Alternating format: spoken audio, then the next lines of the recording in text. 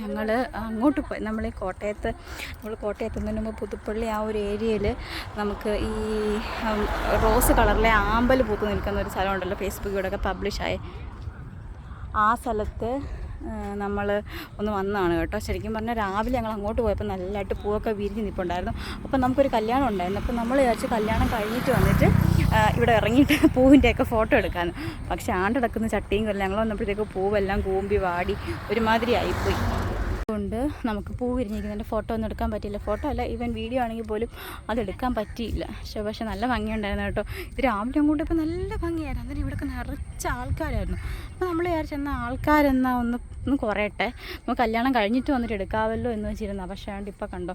പക്ഷേ എന്നാലും ആ ഒരു ഭംഗിയുണ്ട് കേട്ടോ. ആ ഒരു പ്രത്യേക ഒരു എഫക്റ്റ് ഉണ്ട് ഇവിടെ. നല്ല രസമുണ്ട്, എനിക്കിഷ്ടപ്പെട്ടു.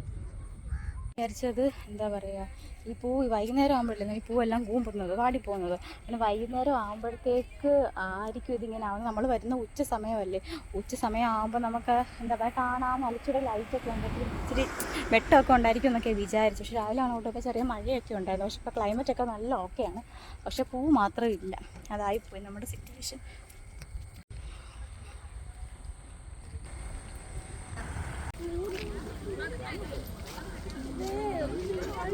അപ്പോൾ ഓർക്കുക, ഇനി എല്ലാവരും വരുമ്പോൾ 10 മണിക്ക് മുമ്പായിട്ട് വരണം. 10 മണി കഴിയുമ്പോഴത്തേക്ക് പൂവെല്ലാം വാടിപ്പോവും.